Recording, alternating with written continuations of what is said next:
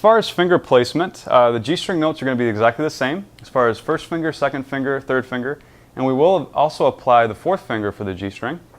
So the first song, lead G, starts off with 2 open Gs. Make sure your elbow's high enough. G1, 2 G2s,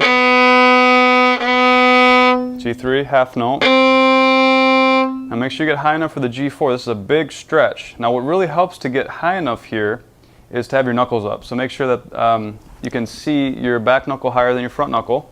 There's your G4, 2 G3s, G2.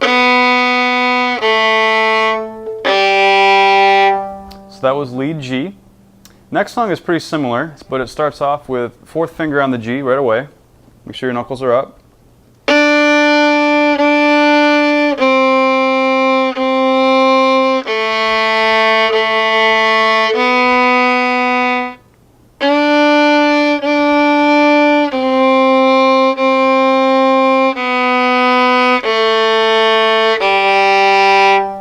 And if you're getting any sort of this sound,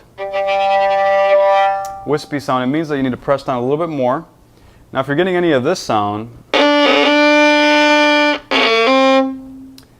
definitely applying too much pressure with the bow grip, like we talked about before, keeping the bow relaxed. So if you get any of those sounds, that's probably what it is.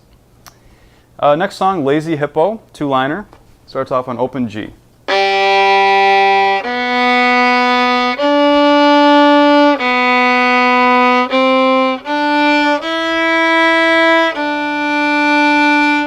Pivot over to the G up here.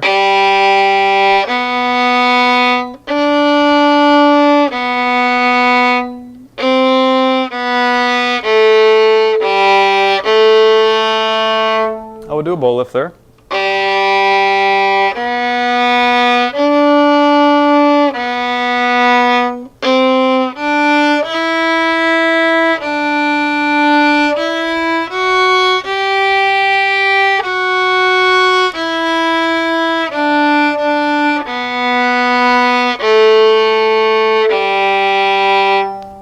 Next thing we're going to do today is learn the song London Bridge. And the first time through we're going to do it from this angle a little bit slower, and the second time through we're going to do it more of a close-up shot at a faster speed. So here's London Bridge.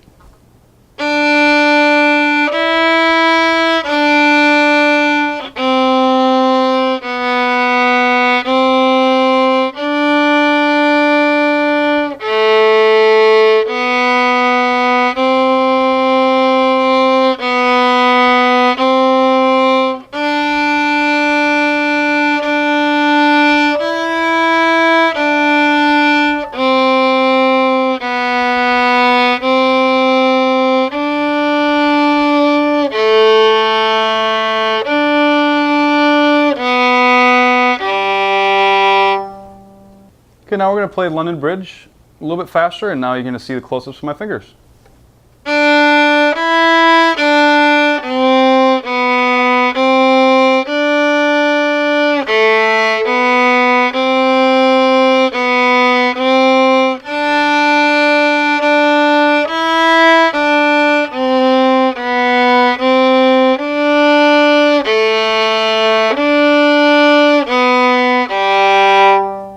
So the index drill that we talked about at the very beginning of this lesson is really, really important.